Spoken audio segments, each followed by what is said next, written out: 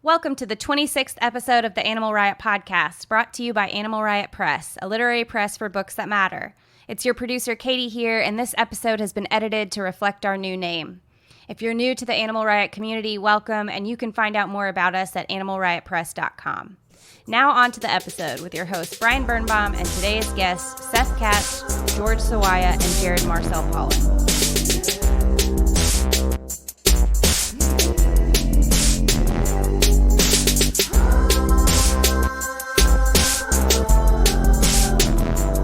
Here today with Seth Katz, a writer of fiction and film criticism whose short story called The Present Progressive is out with In the Machine, coming soon, right? Yeah, it's just called The Machine. It's just called The Machine. It's the literary magazine of Folsom Lake College in California. Beautiful. We were talking about how you needed to do that shout out. Shout out to it's a community college. We argued for hours, but I guess you just got it in. We'll talk about it later. George Sawaya is also here, a poet whose chapbook, A Good Leave, he co-wrote with fellow OR Devin Kelly, who you guys all know. And George is also a fiction writer, currently querying a couple of opuses. And finally, we have Jared Marcel Pollen, a writer of fiction and criticism whose debut collection of stories, The Unified Field of Loneliness, is out with Crow's Nest Books. I also reviewed it, and it's coming out tomorrow with Atticus, my glowing review. And Crow's Nest is also publishing his debut novel, Venus and Document. So the gang is here. We all went to Sarah Lawrence, and we are what do we call ourselves, guys? The Stillwell crew, right? In your dedication to your thesis, you referred to us as the Stillwell Avenue Cognoscenti. Oh, God. Shit, I should have kept that for my novel. I just did 25 Stillwell, which sounds a little more ominous, to be honest. More cryptic. Yeah. The number. I think the number, it's like, signs and semaphores, Anyway, okay, so we're here. Oh, yeah. Today's brand of fuckery is brought to you by the K-hole, the Krat hole, the Kratom, as they call it. We out here. I'm sipping lean. I'm sipping that green lean, guys. All right. Is it still legal in New York State? It is still legal. Honestly, the fight is looking. The Kratom lobbyists are winning right now, I'd say. There's a Kratom lobby? Oh, yeah, there's a couple. And with Gottlieb stepping down, the FDA has a better strategy now. Rather than trying to make it illegal here, they're kind of just extorting the growers and exporters out in like Indonesia and those countries and stuff like that, So we'll see how it goes. But right now, the legal battle's going well here in the States, in the lovely free United States. Anyway, so we're here today to talk about autofiction and the like. So, I don't know. Do I have to define that? What do you guys think? Who has a good definition on hand?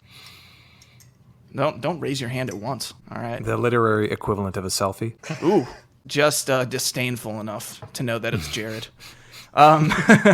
So, I mean, all right, here's a good way to do it. How do we distinguish autofiction from, I don't know, autobiography? I think it's a hard question because most novels will be interrogated on that level. When you write a novel, people always want to know which parts of it are true, or they assume that much of it is true, whether that's the case or not.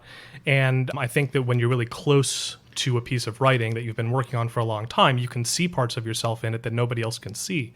So often novels are autobiographical in ways that people would never expect. I went to a Jonathan Lethem reading in 2014 when his book Dissident Gardens came out, and I asked him about autobiography in his work because his early novels are mostly genre fiction, science fiction, and kind of detective fiction and stuff like that, whereas his more recent novels seem to be drawing more from his family and his upbringing and are set in New York City. Were those early novels, were they genre novels, or were they literary mysteries? They're sort of genre deconstructions in a way, particularly like Gun with Occasional Music is kind of a sci-fi noir hybrid, sort of like Blade Runner. In a meta sense, or just with like... It's very conscious of the tropes that it's using. Yeah, okay. But anyway, Lethem said that those early novels are just as autobiographical as the more recent ones because they were growing out of the stuff that he loved, the pulp novels, the music that he loved, the kind of, comic books or whatever other influences he was drawing on were very personal to him. So those early books are autobiographical in a way that most people wouldn't be able to recognize. So is that a roman à clef or something of the sort?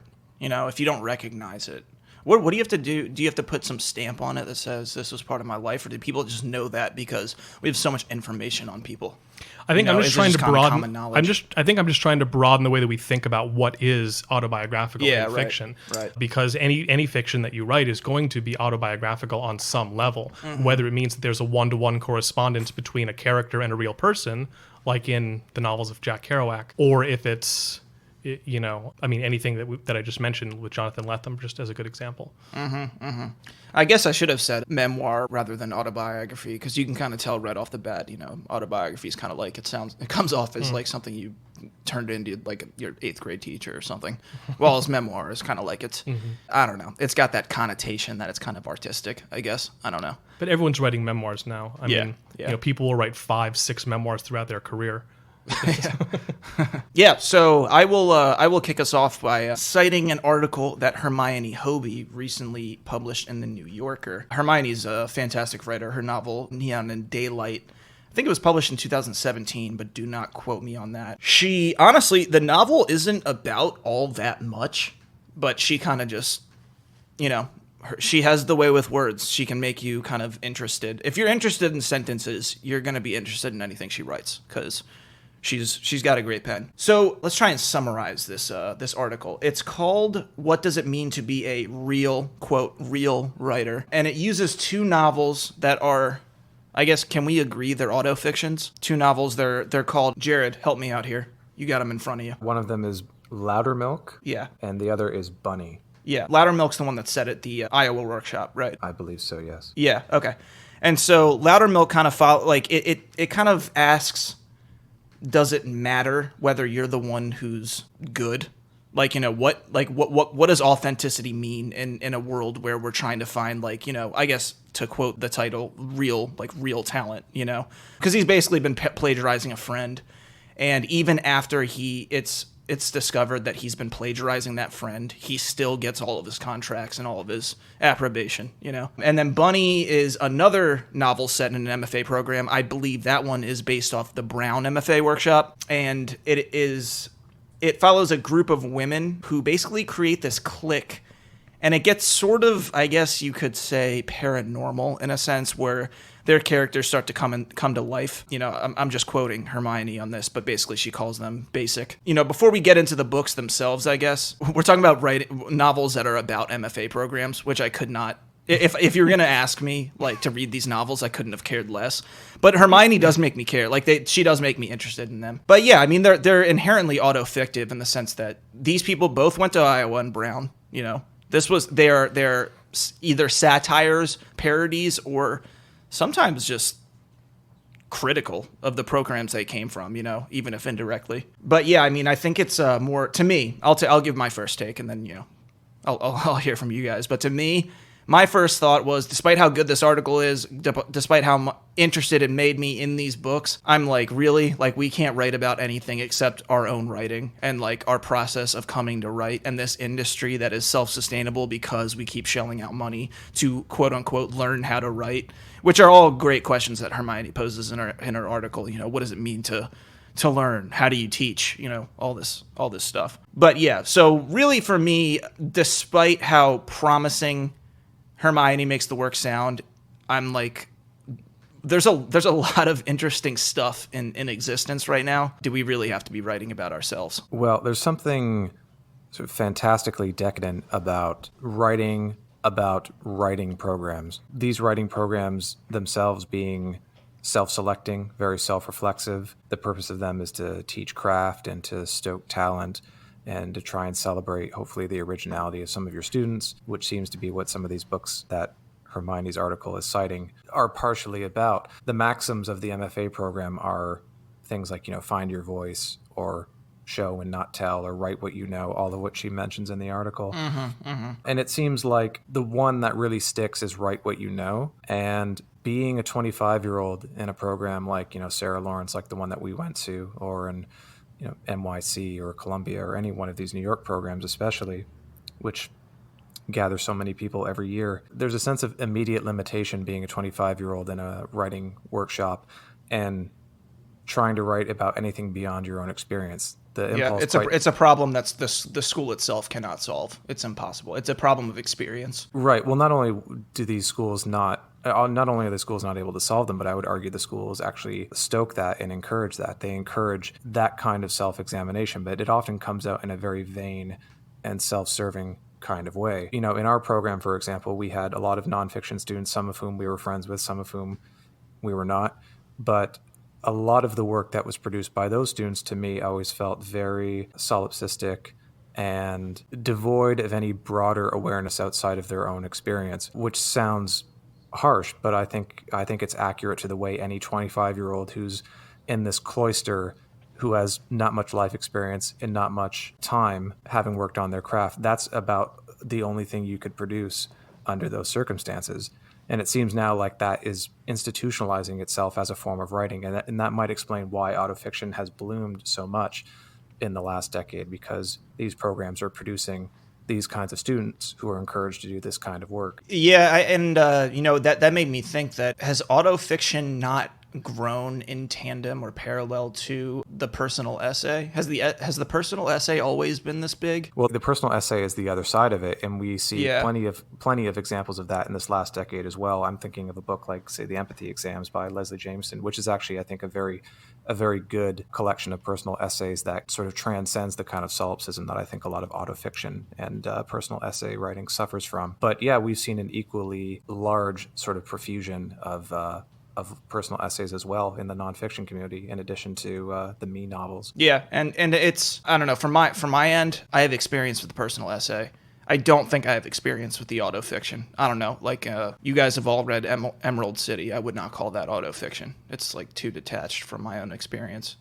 There are elements of my life, but in the personal essay, I think you have to come to it, and the first thing you have to ask yourself is, how do I make this universal? It sounds so obvious. It's almost cliche, right? Like, how do I make this universal?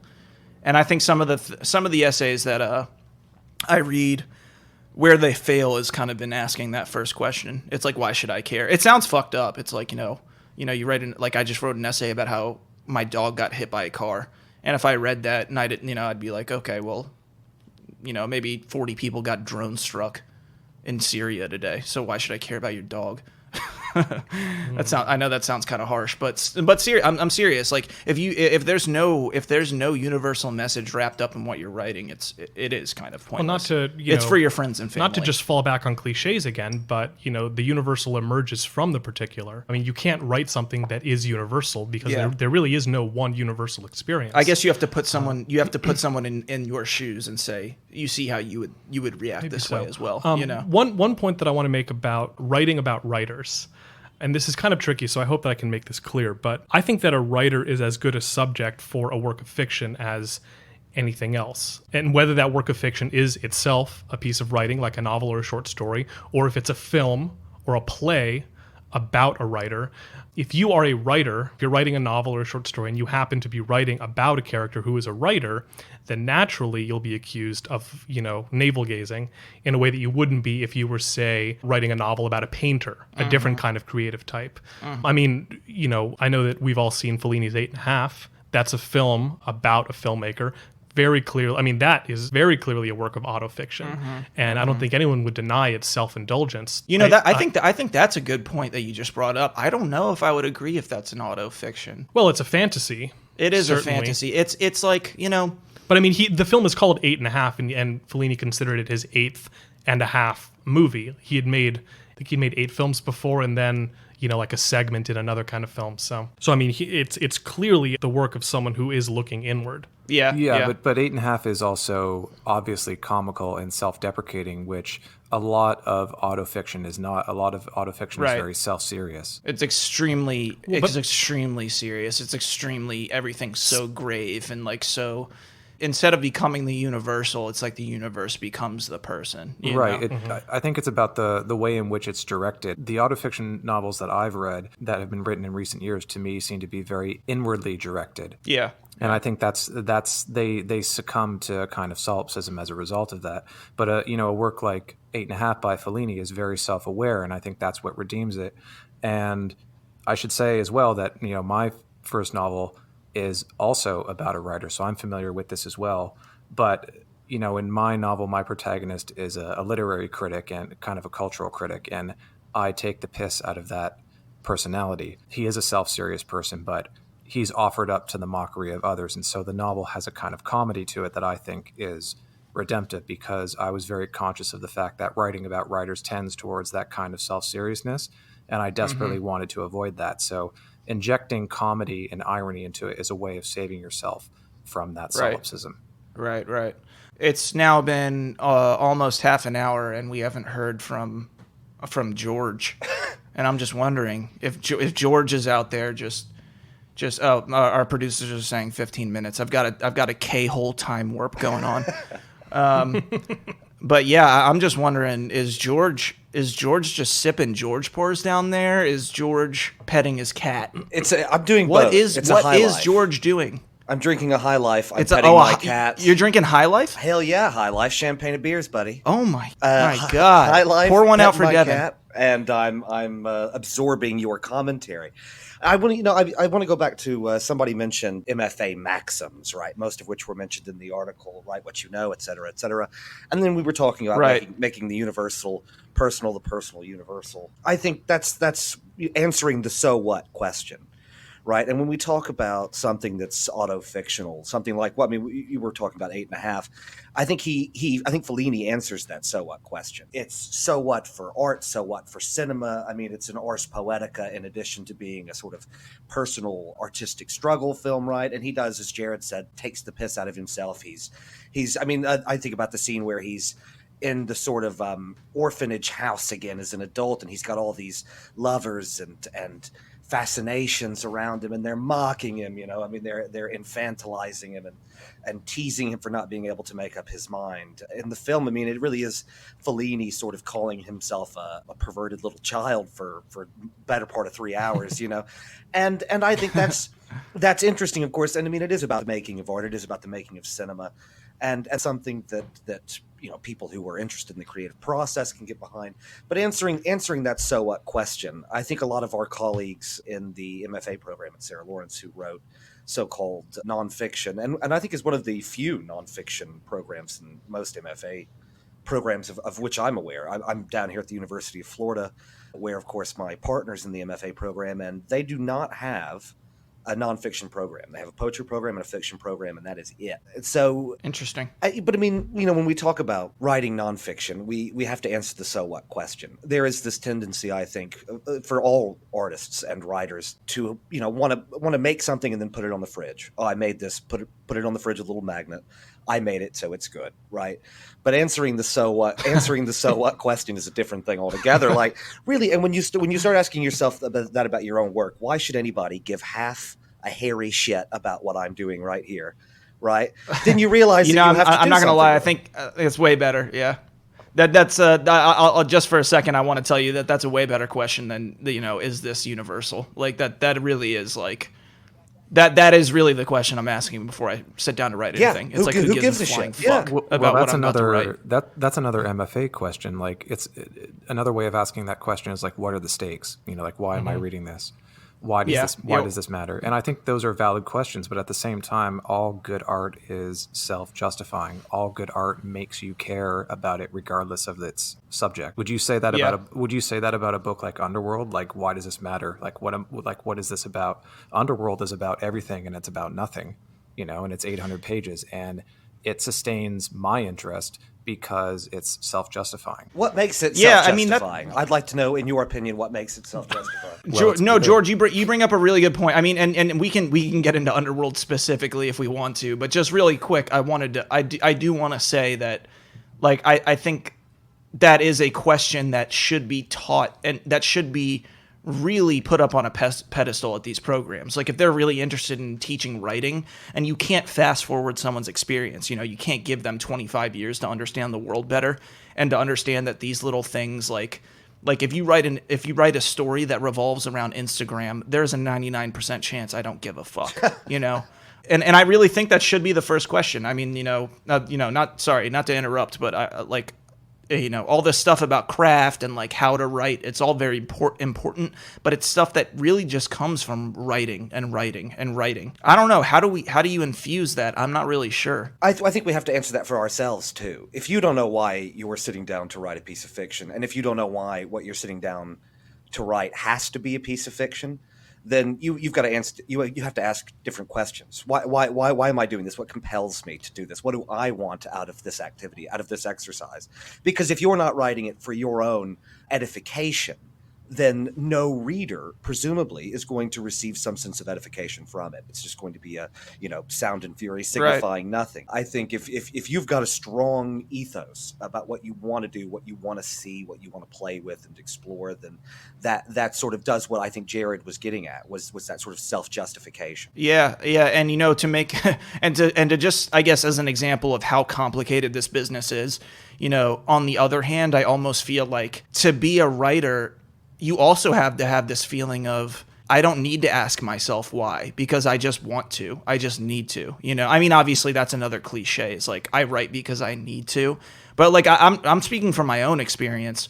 When I sit down, these questions are usually about a specific piece that I'm sitting down to work on.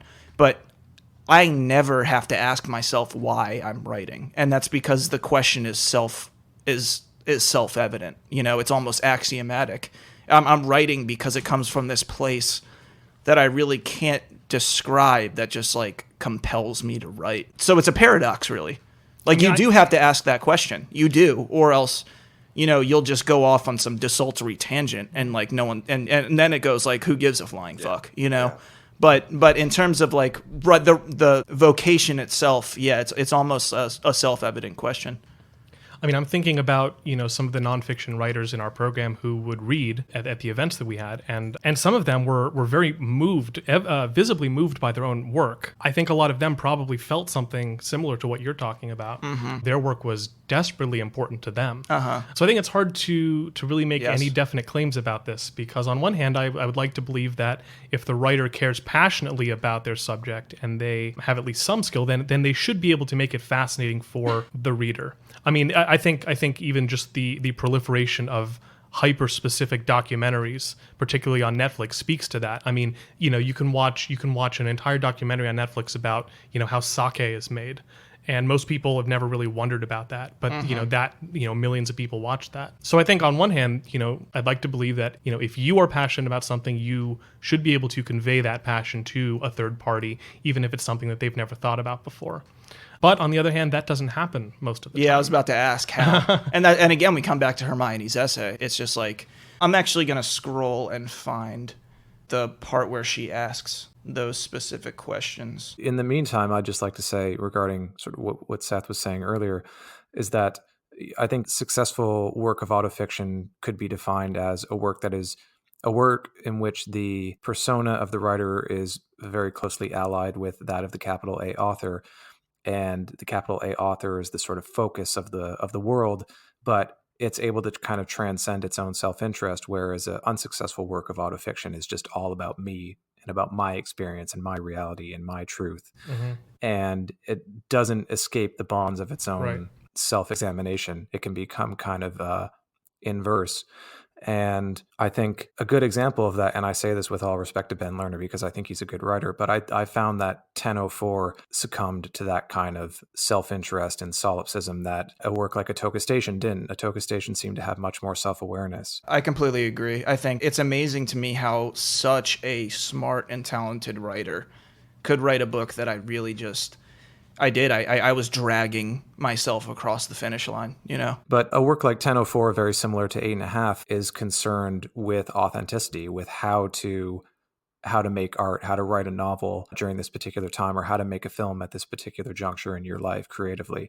Both of those works bend toward the question of authenticity and examine their own kind of ineptness at the particular moment in which they're being created. So they're actually very similar to each other in that way, I think. Well, something that you were hinting at but didn't really say outright is that, a work of autofiction should be just as pleasing to someone who doesn't know that it's autofiction as it would be to someone who does. In other words, it's like you don't even need to know that's their interest, right? in the case of On the Road, I would say about half the interest in that book comes from people who are interested in Jack Kerouac and the beat lifestyle. Right. That's why I don't care about the book. Whereas the other half, the reason that book endures is because of the prose. Yeah. The other half is the aesthetic value of that work, which I would argue it has. You stand much by of. it. Well, I stand by Kerouac in general. I'm not going to, On the Road is not my favorite work of his. But, yeah. I mean, I think of Kerouac as a poet primarily, whereas most people think of him as a novelist. Right, I see. Well, if I can just interject for 1 second, I'm gonna put this out here, and I'm just gonna read this very short section of Hermione's essay, just to put these 3 kind of, MFA questions out there that kind of undergird programs everywhere. With this professionalization, indeed an institutionalization of a nation's art form, 3 injunctions popularized by the MFA become holy writ. Write when you know, show, don't tell, and find your voice. Of this trinity, only the second speaks explicitly to craft and seems readily practicable. It's the first and last dicta, however, that have proved the most influential, not through their utility, but through their confounding simplicity. The question isn't whether you should cultivate knowledge or voice. The question instead is a screamed yes, but how? Which is kind of, it's like a referendum on MFA programs, which isn't, we wouldn't be the first people to do that, I mean, there are so many writers paying to learn how to write. It's like, Most of those people are not writers. Ooh, wow. Shots fired. No, it's George. true though. Like, just statistically speaking, most of those people will not be writing 5 years after those programs are finished. That was like my favorite thing that Garth ever said. Garth Hallberg. Yeah. I was like that was probably the truest thing I've ever heard in this room. And by the way, in Garth's lessons and in his craft talk, which I have on tape and watch yearly, he does exactly what we were talking about before, which is take the emphasis off of the craft, i.e. the how, and puts it onto more almost spiritual questions of why. I mean, that's how he ends the talk. He says, what will you be writing for? And yeah, I mean, it's true. Most, forget about publication and success or whatever. Most people who go to MFA programs will probably not be writing at all, as Jared said, within a few years several of our colleagues have gone off in very different kind of career directions and things like that since graduating. So, but anyway, I was just kind of a minor joke I was making. They're not right. No, it's true. I mean, it's they're true not. though. Yeah, so we got a couple books that we kind of threw out there. We had 1004, but I kind of want to go back to something, I guess, questioning exactly like what autofiction is, and actually as an example of what really good autofiction might be, I really honed in on Giovanni's Room. Because, I can't decide if that's really like a roman à clef or like autofiction, or if one subsumes the other, most likely autofiction subsuming roman à clef. Well, I think roman à clef is just an old French term for what we're now calling autofiction. I think they're essentially the same thing. Yeah, well, it's almost like roman à clef has this like peculiarity to it. Like Here's what I think of when I hear the term roman à clef. Which is how it's pronounced, by the way. Wow. Well, I'm not just going to go along with saying it wrong, but what I think of when I think of roman à clef is a work of fiction where in which there is some kind of one-to-one correspondence with reality. For example, Citizen Kane is a roman à clef about William Randolph Hearst. I mean, it's very clearly based on him, but it's not explicitly about him. That's how I think of roman à clef. Google's definition is a novel in which real people or events appear with invented names. Which is Kerouac. I mean, that's Kerouac wrote about his buddies and just changed the names. Yeah, it does kind of point to like a broader sense of like autofiction, or like I don't know. But yeah, you're pretty much right. It kind of is synonymous. But something like Giovanni's Room is like, I mean, the decision to make his character white, for example. It's just these little things. It's like, how much does this distance from autofiction? I mean, because, does anyone know did Baldwin have an experience resembling that one, in the sense of like, was there an affair in And we need Devin here for in that. France, like, what in Paris was there? I don't know, but I'd have to imagine that something similar to that probably occurred. I mean, he was living in Paris at the time. Yeah, but it also wouldn't be insane to say he's a fiction writer. He came up with a lot of that shit. You know what I mean? Like maybe an affair like that never really did happen. Maybe I'm sure he's had ones that he drew from. There's no doubt about that. But yeah, well, Baldwin wrote that book guess- when he was quite young, and when you're younger, you write, I think, a little closer to life because at that point it's all Right. you have, right? A lot of Right. early novels by writers are semi-biographical. Even a book like Portrait of the Artist as a Young Man by Joyce has a lot Right. of biographical elements to that. And we think of Stephen Dedalus as being a stand-in for Joyce, and yet we wouldn't define that as being a roman à clef per se, like On the Road. So, and there are sort of gradations here between. Do you think? Well, I don't know. I just think that there are gradations here between, on one end, a work of straight fiction, a work of fiction that has autobiographical elements to it, roman à clef, and then something like autofiction, which is autofiction invites the reader to see the persona as the author, the person holding the pen. It tries to collapse the space between the fictional conceit and the written reality. Right. But I mean, again, that was one of the first things that I said. I don't think the reader even needs an invitation to do that. Readers tend to just do that on their own. I mean, if you go to any Q&A for any book launch, for any novel that comes out, invariably someone will ask, is this based on your life? Which is dependent on I don't know if you agree, but I think it's very dependent on the material sometimes. We just had yeah, Kwame, I mean, if we had it's- Kwame Akupu Doku on last week, I want to say. Well, by the time this episode drops, I'm not really sure when that'll be, but he was talking about how that question is often associated with black writers. To what extent, I'm not sure, but I definitely agreed with him in the sense that, like, there's almost this, like, I called it like drama porn. It's like, like, especially white people in America, they're like, oh, I really want to know about that struggle. I don't know. This is a little off base, but it does go back to why do people ask that question? When do people ask that question? Right, Because I don't if- think they're asking that about Giovanni's Room. If you've just written a novel like Master and Commander, they're not going to ask you if it's based on your life. If you've just written a novel like Colson Whitehead's The Underground Railroad, a historical work, Right. then obviously people are not going to ask that if it's any kind of genre fiction. But here's the thing, if you tell someone that you write fiction, they ask you what genre you write in. And if you can't name a genre, then they assume that you write about yourself. their heads explode. If you're talking about detective fiction or horror or anything else like that, then people are not going to ask you those kinds of questions. If you are Michael Chabon and you've just written Moonglow, which is about your grandfather, telling you his life story from his deathbed, and has the same last name as you, then people are going to ask you which parts of it are real and which parts of it are made up. And you're going to go, what the fuck do you think? Yeah.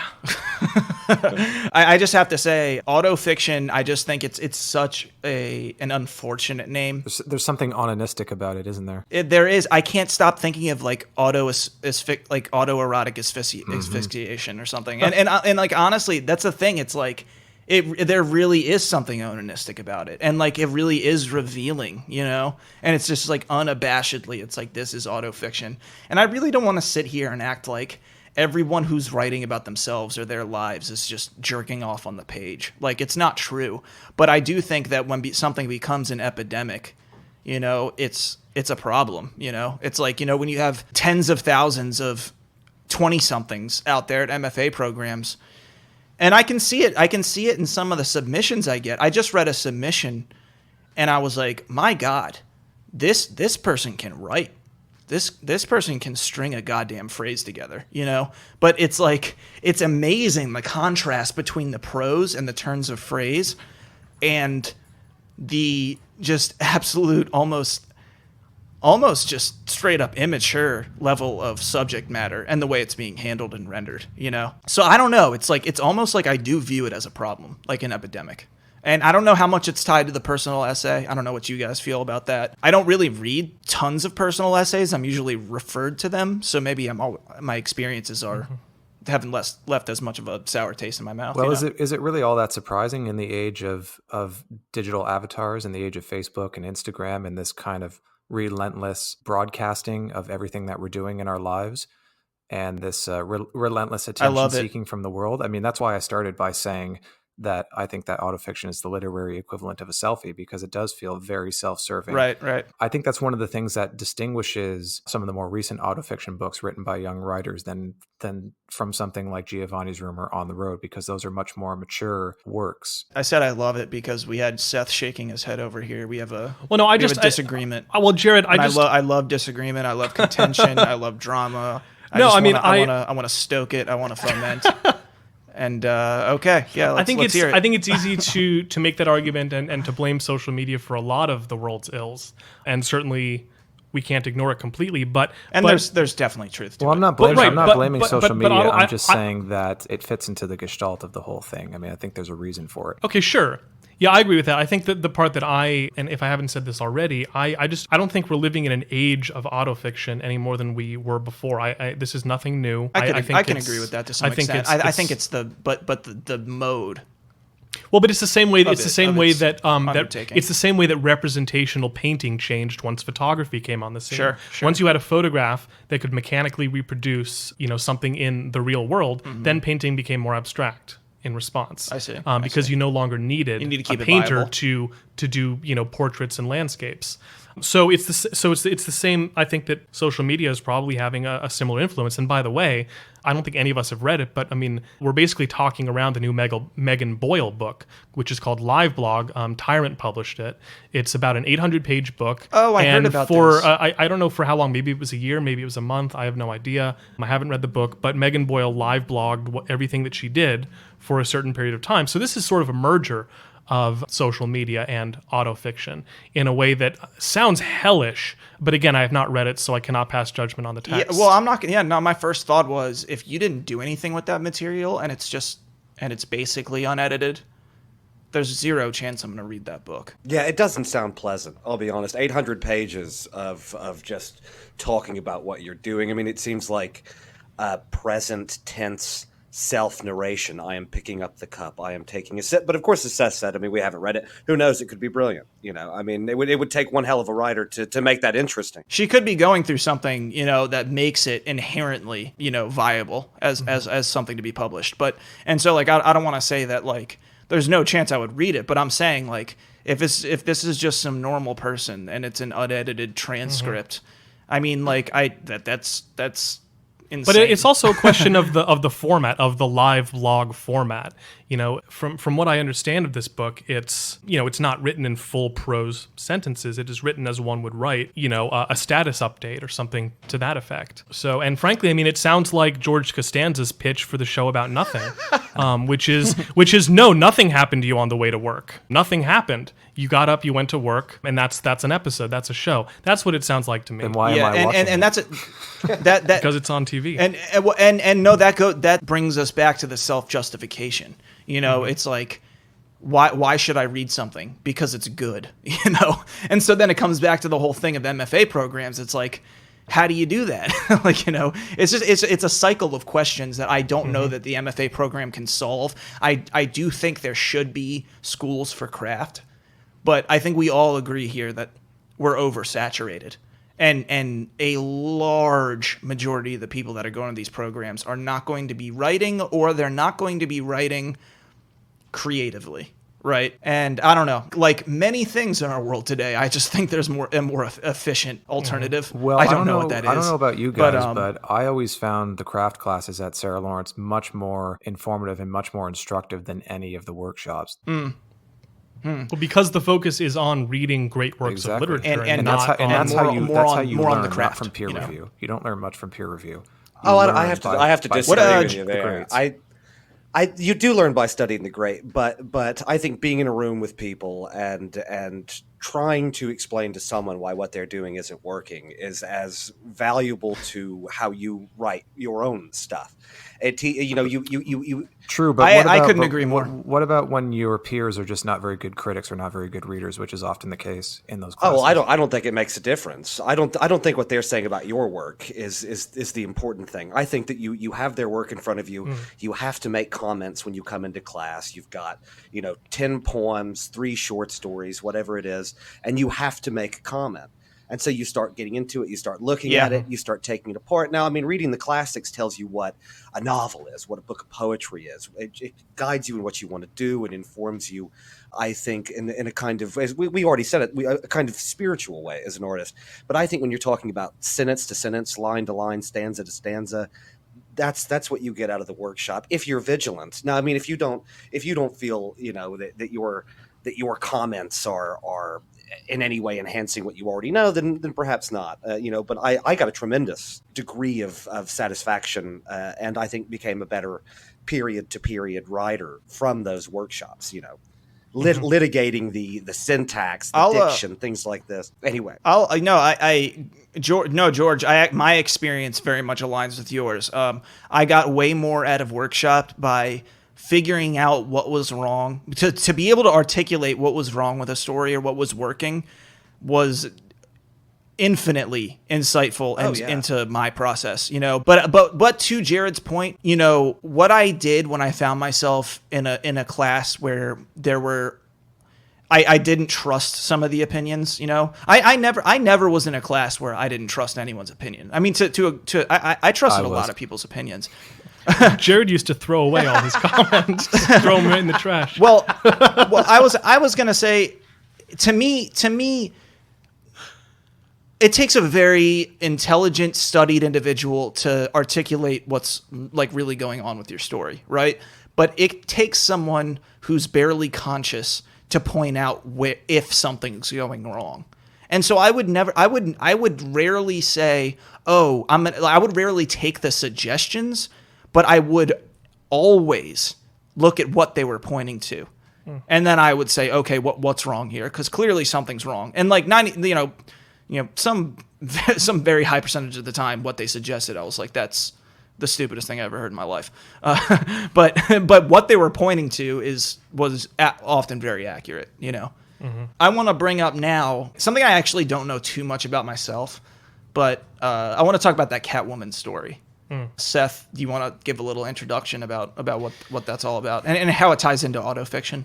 Right. So this was a short story written, published in the New Yorker, I think in maybe 2016. I can't remember the name of the author, so we'll have to look that up to give credit where it's due.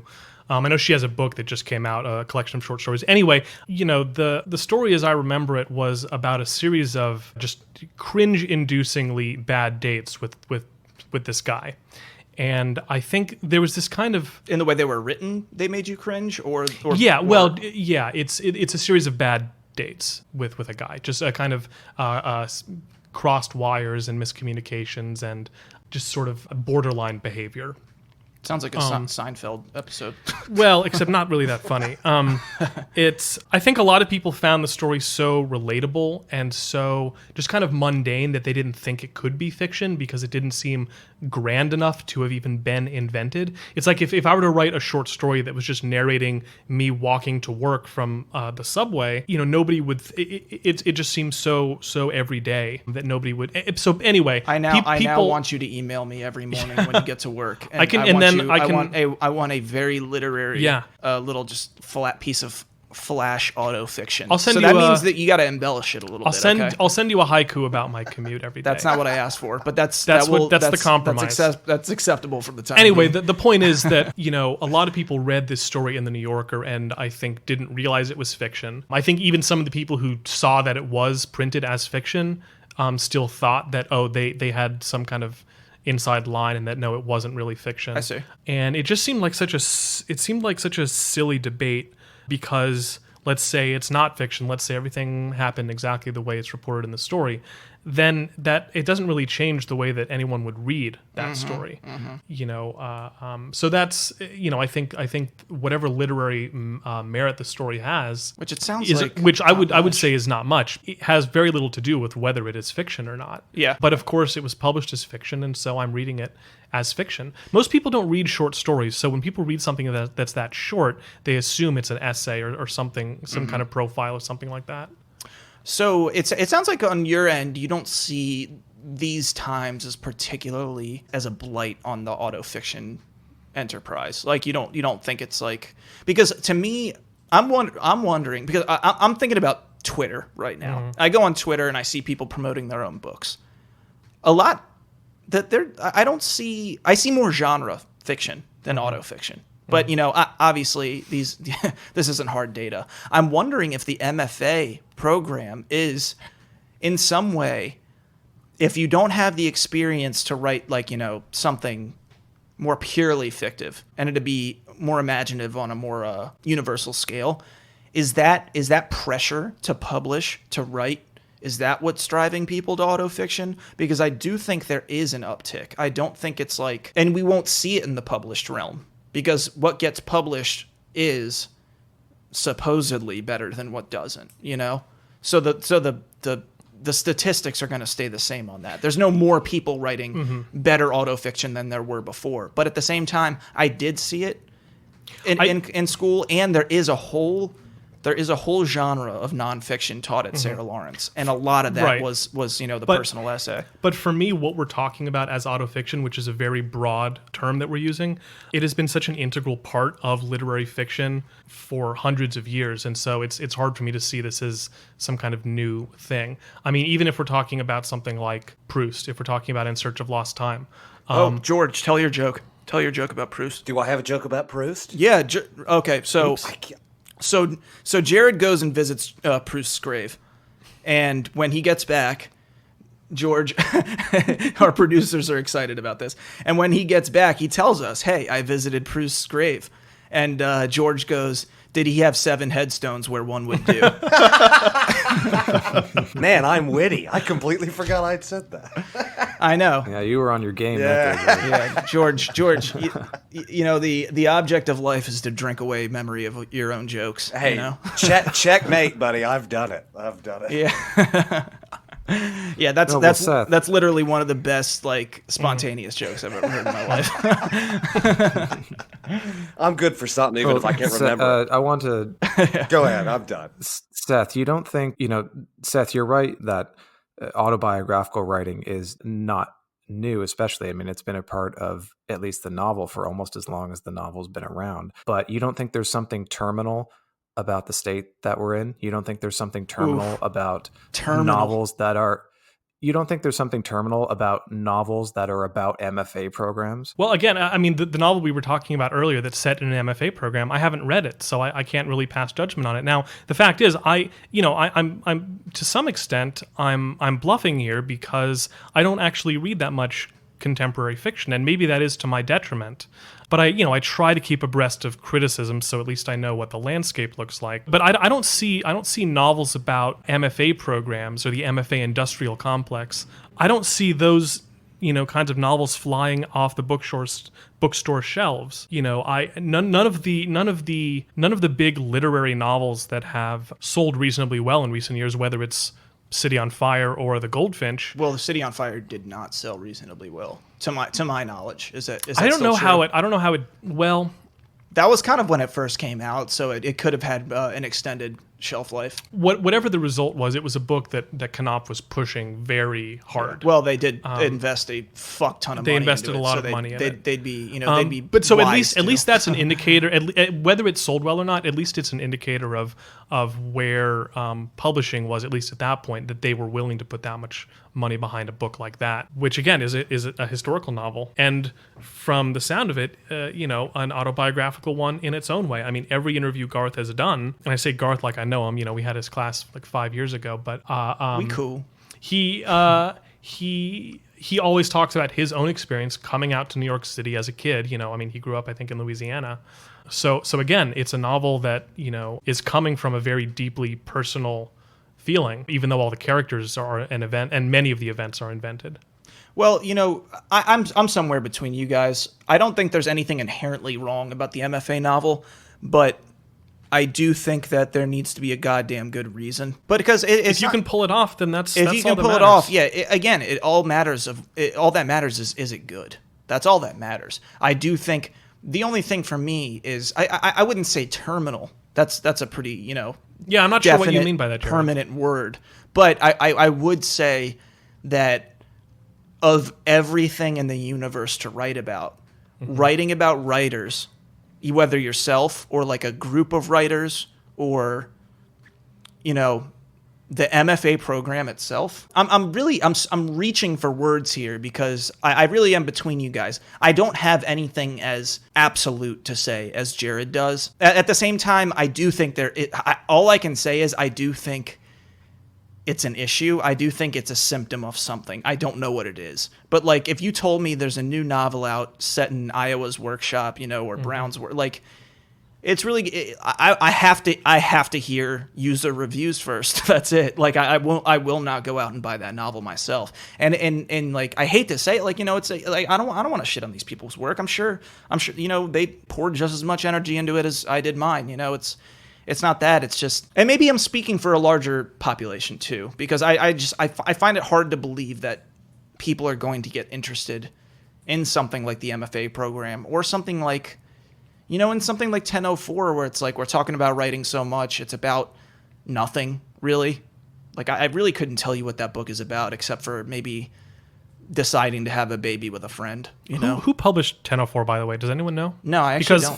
Faber? Yeah. Because a lot of these books are being published by Specialty. I mean, this live blog book, that was published by Tyrant, that wasn't published by Penguin or something. Right. I think if anything, it's kind of a niche. I mean, and frankly, a lot of people who were doing this thing in the early 2000s were associated with the dreaded alt-lit movement, especially people like Tao Lin. Mm-hmm. I mean, Tao Lin is kind of 21st century autofiction par excellence, for better and especially for worse. I just heard a breathy oh god. Right, well, because Jared despises Tao Lin. I have more mixed feelings, although I don't want to spout off on Tao Lin right now, but I mean, I think he don't throttle yourself. Well, I think he kind of encapsulates a lot of what we're talking about, like I said, for better and especially for worse.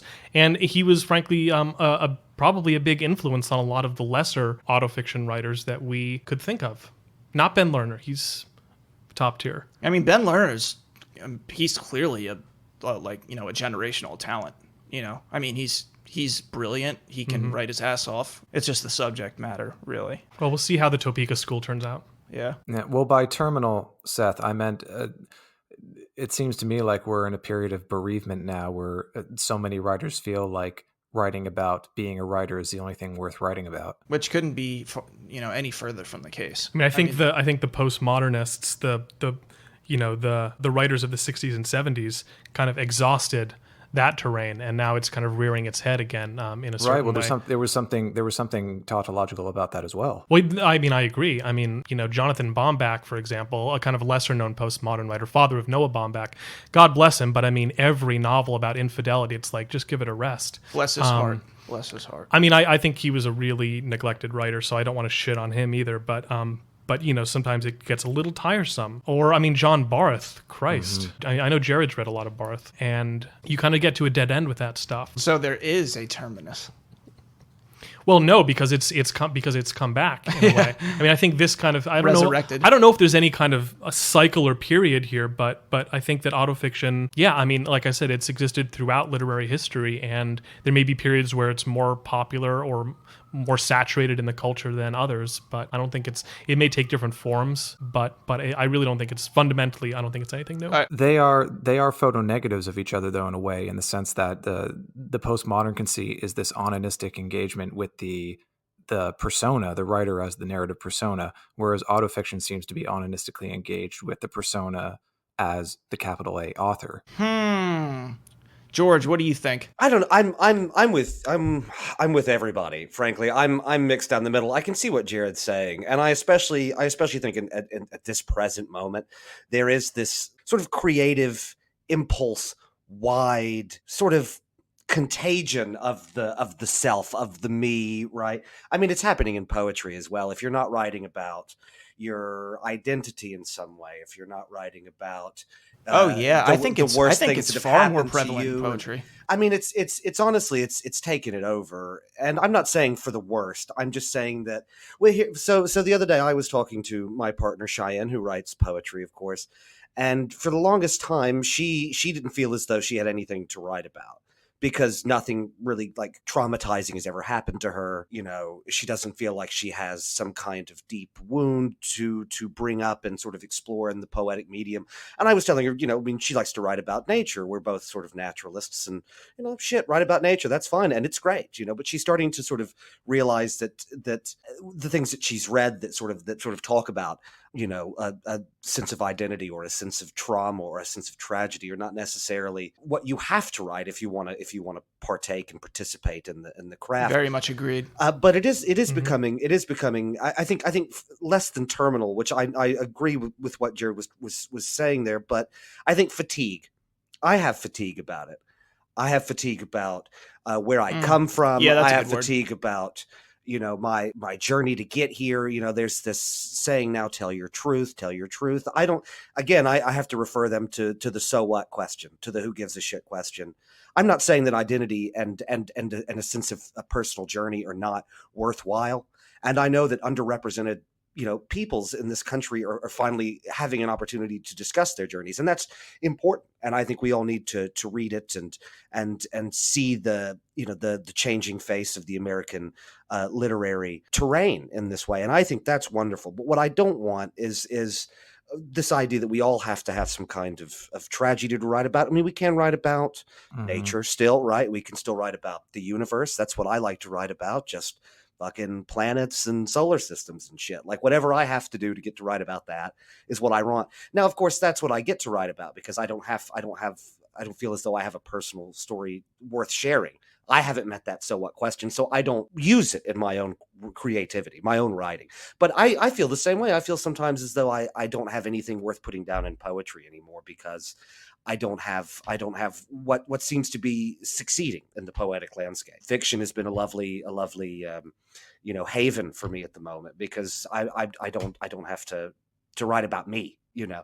But I do feel, especially in poetry, that the impetus has been put on the identity of the author, and that's what we're coming from. And of course, many other things too. Again, I'm not belittling the current poetic landscape. I'm just saying it seems to be quite popular in poetic expression now at the time, the poetics of identity. Right. Well, Yeah, this very well shades said. into something that I think that we should talk about as well, which is this emerging ethic that to write about any experience other than your own is irresponsible or insensitive in some ways. Yeah, that's very true. I do wonder how much that plays into the current epidemic of autofiction and personal essay. And George, you're so right. I'd like, if I was to like tally the statistics of every poet I go see to read live or something, I mean, yeah, it's overwhelmingly about the self. But yeah, I agree with you, Jared. That's a really good point. Yeah. Well, how does everybody feel about that? I mean, I expect I know how everybody feels about that, but how does everybody feel about this emerging notion that you can't write about the experience of someone else? You know, if you're a straight white male, you can't write about, you know, what it's like to be, I don't know, a bisexual African American. I think it's something, I'll go first. I think it's something that is inherent to the transition we're in, the infinitely ongoing transition that we'll always be in, at least in our lifetimes, just about race and culture in America. I almost view it as a necessary outcropping of that transition, just moving towards equality and egalitarianism, as we always will be. But then again, I think it is a symptom, and I think it's bad for egalitarianism. It's kind of radical egalitarianism. It's an oxymoron. Fiction can't exist without writing about other people. Plain and simple. That's it. Now the whole question of can I, like, let's say as a whoever I am, can I write about, you know, a black woman, or can I write about a gay man, or, you know, something like that? Personally, I say yes, go for it, because what matters is whether it's good and whether it's true, and like, you know. But you know, at the same time, I'm not here to tell anyone that I'm right. That's just how I feel, and I just worry about the state of our world. And like, you know, when we start getting to these kind of hypocritical elements of kind of progressivism, where it just doesn't really quite make sense to me, because it goes against what outcome we're looking for, you know. Yeah, you know, it's crazy to think about a book like What is the What by Dave Eggers, which I think was published in 2005 or something. I mean, I don't know if people even read that today, but I mean, this is a book that Dave Eggers wrote as an autobiography of a real person who I believe was a refugee from Darfur. You know, he interviewed this guy, he talked with him, he got his permission and everything, but then he wrote a first-person account of his experience, and I don't think he would have been able to do that in 2019. Well, he would have caught a lot of flack. Sure, and it's not a very good book anyway. If I not to pivot back to film, but I think a good kind of case study for this question is Quentin Tarantino, because Tarantino has often come under fire for the language that he uses, particularly when dealing with black characters, whether it's in Django Unchained and the language of slave owners, whether it's Jackie Brown and it's, you know, just kind of Chris Tucker and Samuel L. Jackson riffing off each other. And Tarantino's defense, I think, is correct, which is, you know, as a writer, it is my job to imagine the inner lives of my characters. He's absolutely right about that. But in practice, I do find his use of particularly the N-word, kind of gross and a little sly. So on one hand, I think he's right on. You know, the author's job is to inhabit their characters in their minds and their way of speaking and their way of thinking. But you also have to be able to pull it off, and you have to be sensitive, and you have to be tasteful, and you have to be empathetic, and you can't go into it feeling like you're getting away with something, which is what I feel like Tarantino is often trying to do. What do you think about the idea that life is not graceful or tasteful and people are not empathetic and, you know, stuff like that? So what happens when that's portrayed on the page? I'm saying that as a writer, you have to be those things. Yeah. That doesn't mean your characters do. It's just tough because you bring up Tarantino, it's strictly dialogue, right? While as in fiction, obviously, only a racist idiot would drop the N-bomb in the middle of like a narrative, like without some context around it, you know, like, you know, some legitimate context around it. But like, you know, in dialogue, that might be different. Well, again, it's like, okay, you know, not to get too in the weeds just on Tarantino here, but again, I think he's a good case study. You know, if he's going to justify slave owners using the N-word in Django Unchained, there's kind of a historical context for that. If you're going to have Steve Buscemi say it in Reservoir Dogs out of nowhere, it's a lot harder to justify that. I mean, you can say his character's racist, but that doesn't really have anything to do with his role in the movie. And again, that's the kind of thing where it feels like Tarantino is being sly and trying to get away with something and sort of, you know, using offensive language, but putting it in the mouth of a character who is, you know, a thief and a murderer. And so, you know, I think there's a very real difference there. George. I don't know. It's a tough question. It is. I'll put it like this. I'll put it to you like this. I personally would never write a book in which my main character was another race, was even another gender. I don't feel as though I could do that well enough. I don't feel as though I would do it with the grace that it would require. I do not believe that I can do that. I mean, but I don't necessarily feel like I have to. As a Middle Eastern man, as a Southern Middle Eastern man, that's what I want my characters to be. I want someone in the book to be Middle Eastern. I want someone in the book to be Southern because I can speak to that, you know. But I can't speak to what it's like to grow up in Providence, you know, Rhode Island. I don't know what that is. I would have to do a hell of a lot of research, and even then, I wouldn't trust myself, you know, because you just can't get it. You just can't get it all that right. I wouldn't do it. But I mean, you know, listen, I'm the guy that writes about genderless fish aliens, right? That's the kind of shit that I write. So this is not a problem that I have, you know. But I do. Well, so that's a good idea. I do believe, for the record, that plenty of other people can do it. And that there's no reason they shouldn't do it. You know, I think that if they're going to do it, they should do it with a sense of grave responsibility to the character. And if you're not going to treat your character like a real person, then you shouldn't trot out, you know, sexual preference or race or anything like that to just attach to a character that you're not going to do the justice to, right? Now, I think that's just being a lazy writer. I think we can all agree on that. But yes, I think everybody can and should try and write from different voices. I don't think that you should necessarily hang your entire narrative on a voice so different from yours that you're almost doomed to fail in doing it any kind of justice. Right. Yeah, I mostly agree with you. I think it's basically like if you don't know what you're doing, then yeah, the fuck are you doing? Yeah, but, just don't do that. Yeah.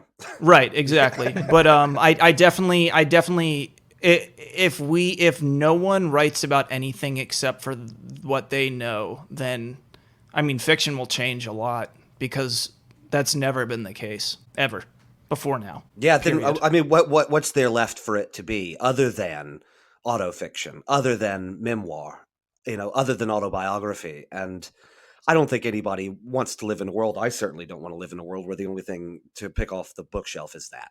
Right. Right. Well, that's precisely where it leads us, though. It leads us to a place where people feel like the only valid thing to write about is their own experience and nothing outside of it. I think that's where it takes us, which is not a place that's I would want to be. No, I agree. Yeah. The imagination of others' lives, the imagination of other consciousnesses and inhabiting them is the spirit of fiction. That's the whole project of fiction.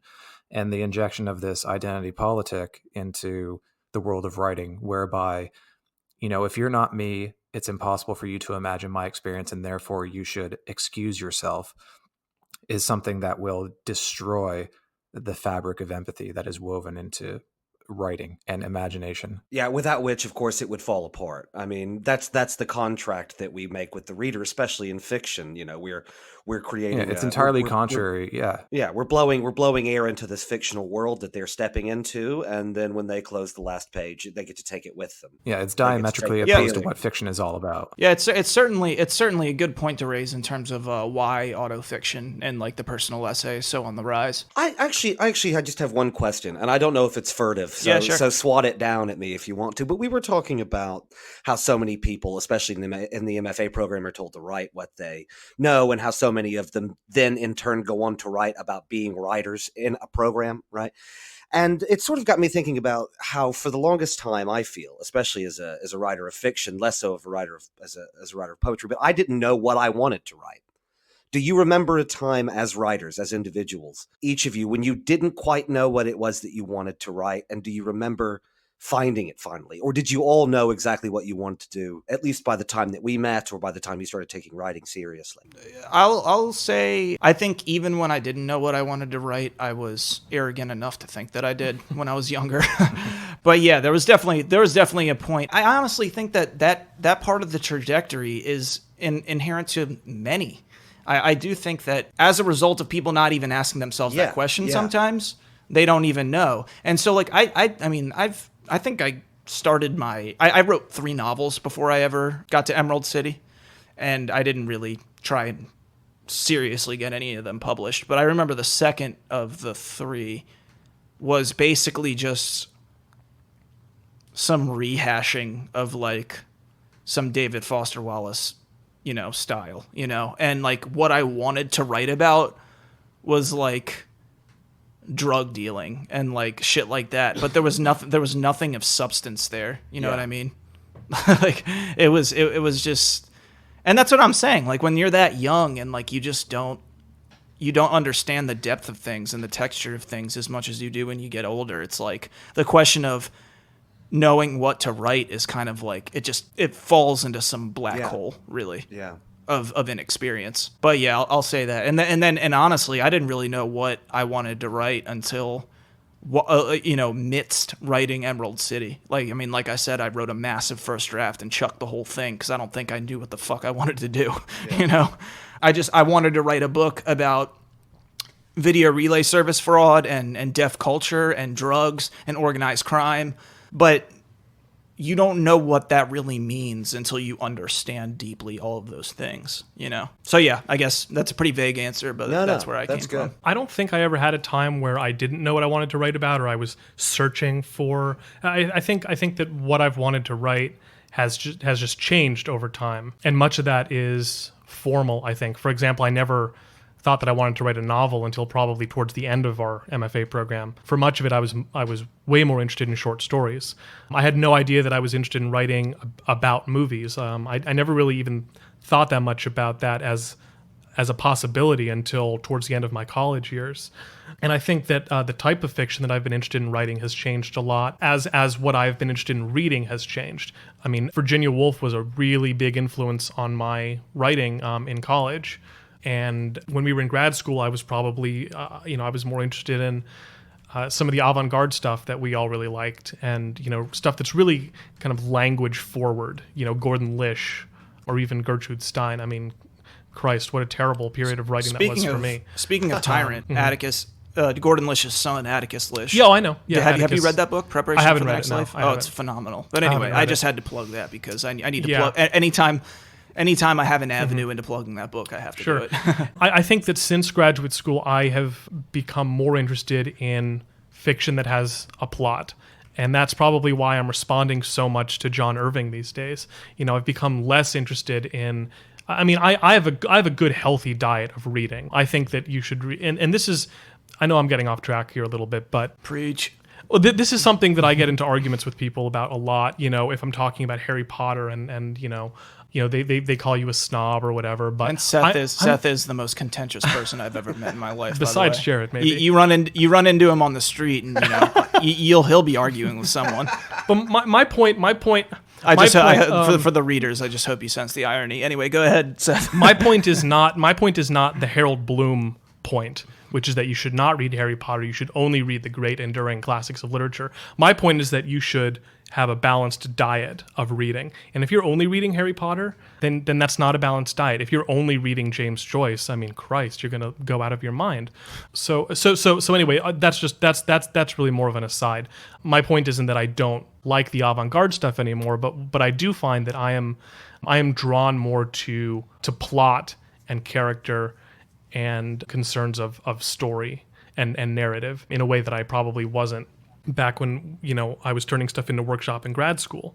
Ironically, the novel I'm writing is not really plot driven at all. So maybe I don't know what I want to write after all. Wow. This just turned into a therapy session, a group therapy session for Seth. I'm just thinking out loud here. Yeah, how about you, Jared? I don't know if that actually answers your question at all, George. No, I thought it was a great answer. It was a little auto-fictive. Yeah, just a tad. Just a tad confessional. It's definitely auto something. Jared, this is where it's your turn. Well, what do we write about? We write about things that we're interested in, right? And for my part, I don't think my life is that interesting. I think my life is quite boring, actually. And so I don't consider myself to be interesting material for my fiction. I write about the stuff that interests me, and that has evolved over time. When I was a bit younger, right around the time that we were starting the program at Sarah Lawrence, my fiction was probably more of a delivery system for certain ideas that I was interested in philosophically. I think that's less the case now, but that's sort of where my brain was at the time. And now I'm in new territory, but I write about what interests me. And writers are people who I think are abnormally or intensely interested in things and feel the need to document it. I mean, that's what we are. That's what we do. Mm-hmm. So I'm no different than that in my work. I mean, when I sit down every day and have to work on a new paragraph or have to work on a new chapter, where my fingers take me is what I'm interested in. Whether it's the lives of others or whether it's a certain idea or whether it's an image or a turn of phrase that excites me. It's the intensity of interest. And returning to what we were talking about earlier, the question of why does this matter? Why am I reading this? I think one of the things that makes art self-justifying is the intensity of the interest of the writer. And if the writer cares about something intensely enough, you as the reader will care about it intensely as well. Yeah, agreed. That's also a lot of what Garth was trying to tell us back in the day. George, do you want to answer your own question? I enjoyed hearing your answers, because I do remember a time very specifically where I was writing what I thought I was expected to write. I was writing in the voices and in the styles and in the ways of the people that I enjoyed reading, but I couldn't find much purchase for myself in them, right? Putting on this author's voice, or writing with the same sort of motifs as this author, or with the same thrust. Like it let me down, and like I never had the question put to me, what do you want to write? I never had the question put to me, why are you writing this specifically, right? I mean, it took me a long damn time to shake out of it and ask myself, what do I want to write about? And that's, and then of course my journey was a little more similar to yours as writers. Like, I wrote what I was fascinated about, and now I couldn't be happier. I've never been a better writer, a more pleased writer, more edified writer than writing about, what I love, what I'm fascinated about, what I'm obsessed about. I think there's an element of obsession into it. Personally, I always wanted to run away from what I was obsessed with, because I didn't think that I could make that obsession, into something that other people could consume, right? Obsession feels like madness. Mm-hmm. And if you can't translate madness, it's just you screaming about something, right? But now I think quite the opposite now. I think that's what writing has become for me, is sort of is trying to dictate the obsession and to sort of explain it. And that's the best thing that I think we can write. But anyway, that's just why I asked. I didn't know if you had similar memories from when you first started writing. You were writing like so and so, and you didn't know why, and the stories were shit anyway. So why were you doing it? But no, it was fascinating. I just wanted to ask. Good job. I think my earliest impulse with writing was just writing stuff that I thought was going to make my friends in the literary club laugh. In high school, just writing stuff that was really stupid, but that I thought was funny at the time. That was probably my first impulse for writing, at least in high school. That's interesting. So, which is maybe not the worst impulse, honestly. No. I come from a similar background, in the sense that when I first started writing, it was with some sense of like trying to like show what my mind was capable of or something. Is there some sort of trying to impress? To assert your genius. Yeah, assert your genius, I guess. My absent genius. But yeah, no, it definitely has transformed almost totally into what George and Jared said, in the sense of the deep interest and obsession. That's it. That describes everything. Like, I just want to put these things that I'm obsessed with and to talk about them truthfully and interestingly.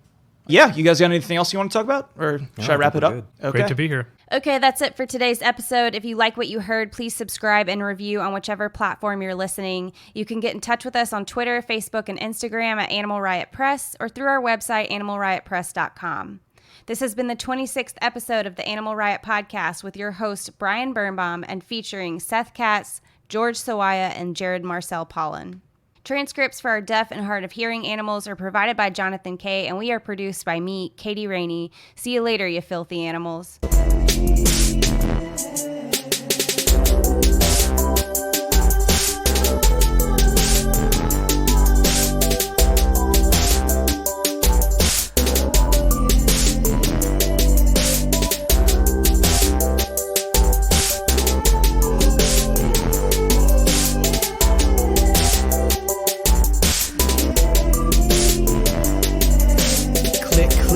Yes, sir, it's the burn. Bombing on y'all and getting gully as the fern. I don't know much about Lee.